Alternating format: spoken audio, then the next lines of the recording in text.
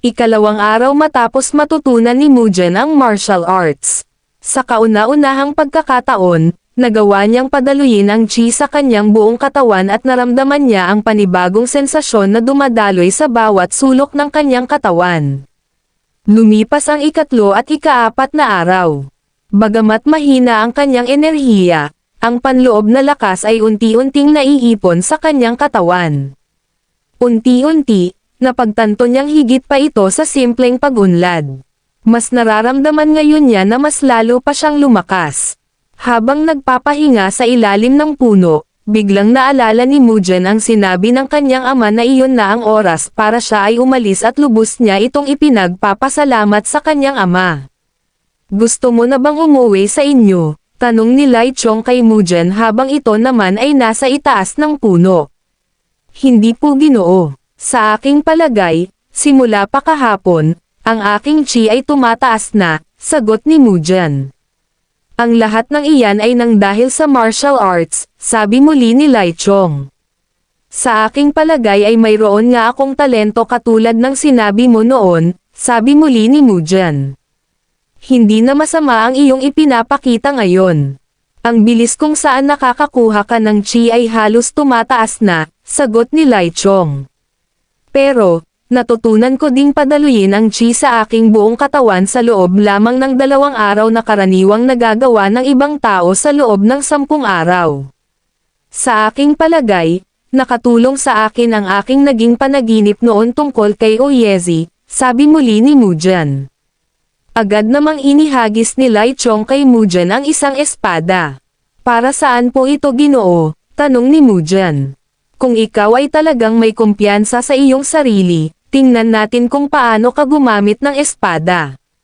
Kung magagawa mong magasgasan kahit man lang ang laylayan ng aking damit, bubuhatin kita sa likod ko, hanggang sa makaalis tayo sa probinsya ng Sichuan, sagot ni Lai Chong. Seryoso ka po ba sa mga sinasabi mo? Masyadong matalas ang espadang ito at kapag ginamit ko ito sa iyo, maaari kang mamatay. Pero, teka lang. Kapag siguro ginamit ko ang aking mga natutunan sa loob ng 10 araw, magagawa ko iyon, sabi muli ni Mugen. Habang hindi nakaalerto si Lai Chong, nag-ipon ng lakas ng loob si Mugen at bigla itong tumalon pasulong upang umatake habang si Lai Chong ay nagkakamot ng tenga. Gamit lamang ang baston na gawa sa kahoy na hawak ni Lai Chong, madali niyang napigilan ang pag-atakeng ginawa ni Mugen. Sobrang nagulat naman si Mugen dahil hindi ito makapaniwala na wala man lamang naging gasgas ang baston na hawak ni Lai Chong matapos niya itong matamaan gamit naman ang hawak niyang espada. Biglang sumiklab ang isang napakalakas na aura mula sa katawan ni Lai Chong at ito ay naramdaman ni Mugen.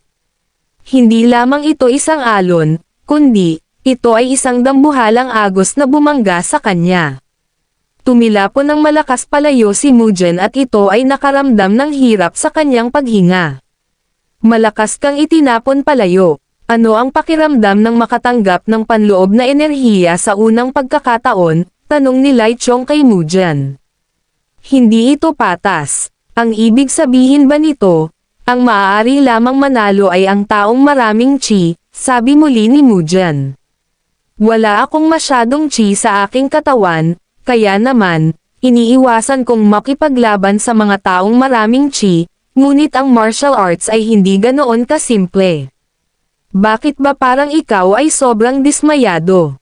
Hindi ba't ikaw ay isang manggagamot?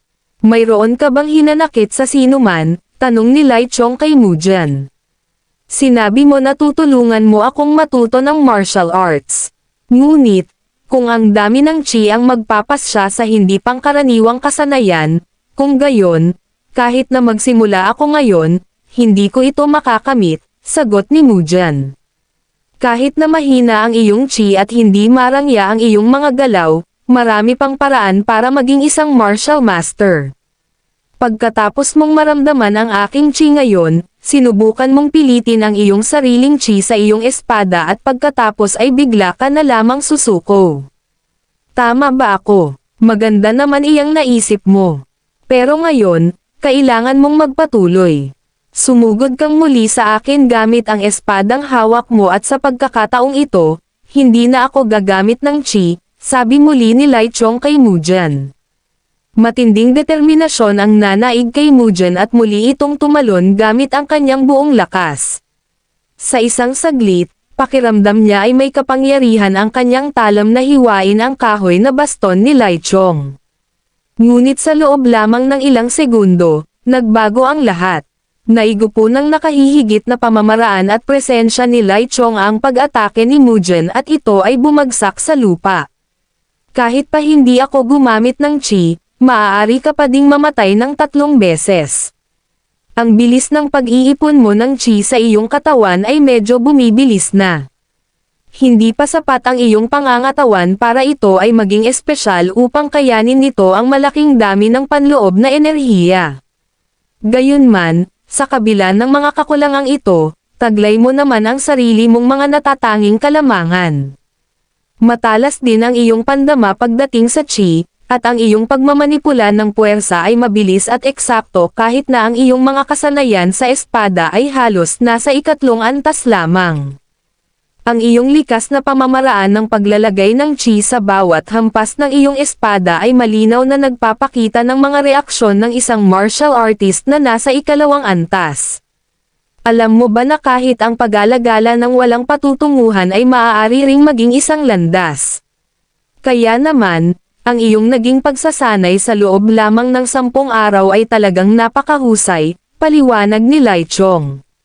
Ibig sabihin, ako ay isa ng martial artist na nasa 2 antas. Ayos. Ako talaga ay isang henyo, sabi naman ni Mujan. Hay nako. Hindi ko yata dapat sinabi sa kanya ang mga iyon, sabi naman ni Lai Chong. Nang mga sandaling iyon, biglang may narinig sina Lai Chong at Mujan na kaluskos na nagmula sa di kalayuan. Ano kaya ang naroon? Para itong isang mabangis na hayop, sabi ni Mujan. Hindi, masdan mo, 2 lamang ang paa. Isa iyang tao at hindi isang mabangis na hayop, sagot ni Lai Chong. Agad namang nilapitan ni Mujan at Lai Chong ang taong nasa di kalayuan upang mas makita kung sino ang taong ito. Ang lalaking ito ay si Hong Jusan, pinuno ng sangay ng nayon ng whale. Ang dahilan kung bakit nakilala agad ni Lai Chong si Hong Jusan ay dahil sa lubad na may 3 buhol na nakatali sa bewang nito. Ano kayang ginagawa ng pinuno ng sangay dito sa bundok? Tanong ni Lai Chong. Isa siyang pinuno ng sangay. Ibig sabihin, isa siyang martial artist, tanong naman ni Mujan na may halong pagkagulat. Anong ginagawa mo dito sa bundok? Tanong naman ni Lai Chong kay Hong Jusan. Mayroon kasi ngayong kumakalat na hindi pa nakikilalang sakit sa nayon. Sunod-sunod na ang pagkamatay sa aming nayon. Kaya naman, sinubukan kong makapunta sa kalapit na nayon upang mahanap ang aming manggagamot. Isang malaking swerte kung handa kayong tulungan ako, sagot ni Hong Jusan. Dahil sa hindi mo alam ang landas na iyong dapat tahakin, halos 1 araw at kalahati kang naglalakbay, tanong muli ni Lai Chong kay Hong Jusan.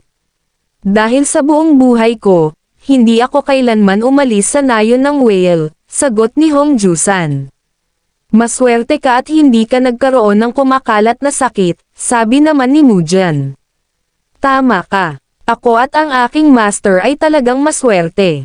1 buwan na ang nakalipas, nagsimulang magkasakit ang mga taga-nayon.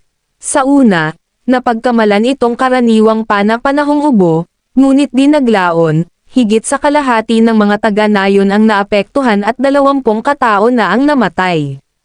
Bagamat marami ang tumakas upang makaiwas sa sakit, hindi ko naisip na umalis sa nayon at iwan ang mga tao dito.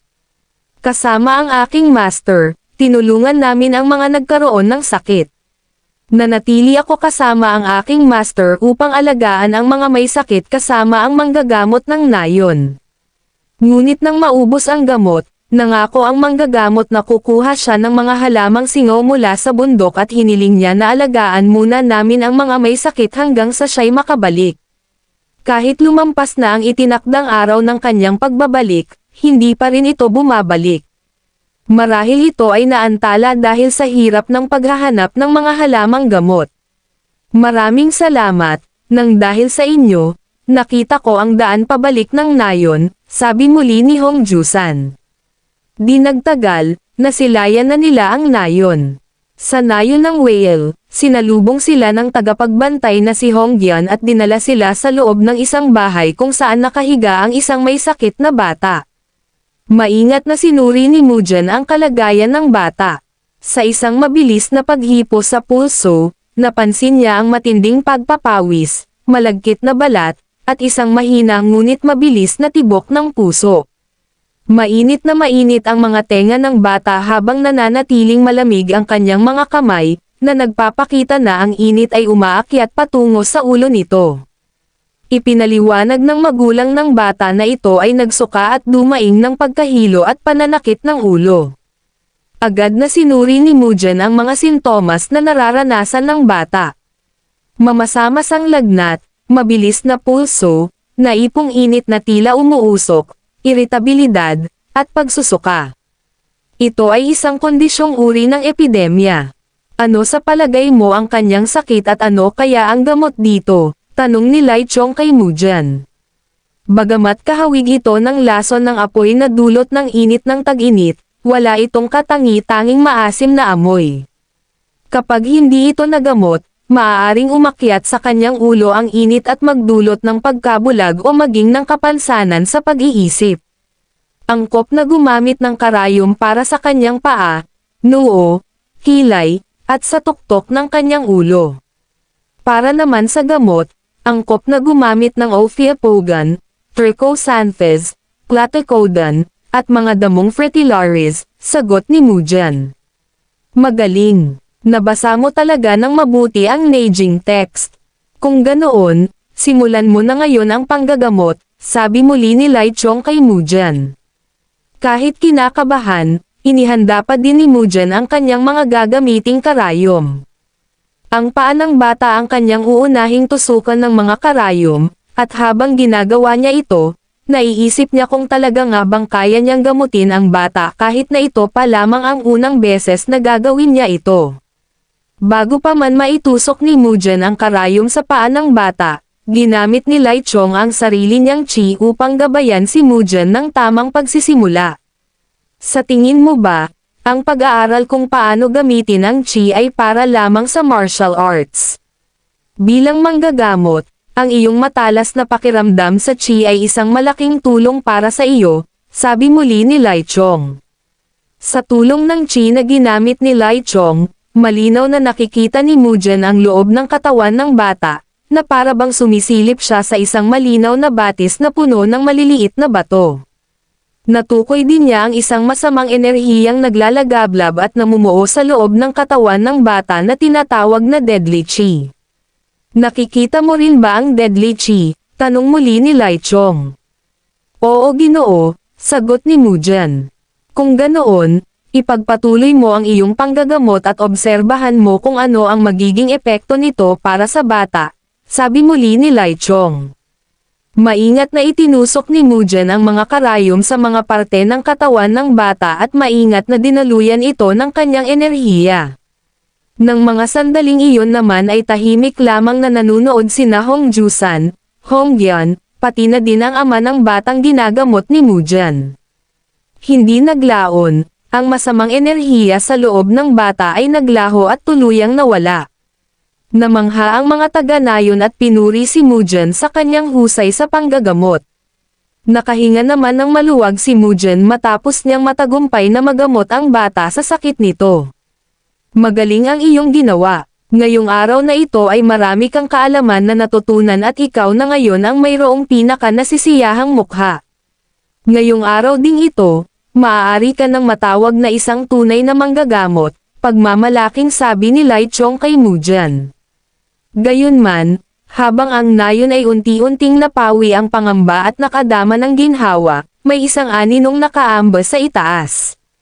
Mula sa bubungan ng isang kalapit na bahay, isang kaina-hinalang figura ang tahimik na nagmamasid sa kanilang lahat. Matapos ng paggagamot, Sina Mujen at Lai Chong ay sinamahan ng ama ng bata upang magtungo sa bahay na kanilang tutuluyan upang makapagpahinga. Nang kumalat ang sakit, ginamit ni Dr. Yeyam ang sarili niyang ipon para gamutin ang mga tao. Ang mga halamang gamot lang daw mula sa malayong lupain ang tanging paraan. Kaya naman, ginamit niya ang lahat ng kanyang pera upang ipalit sa mga gamot.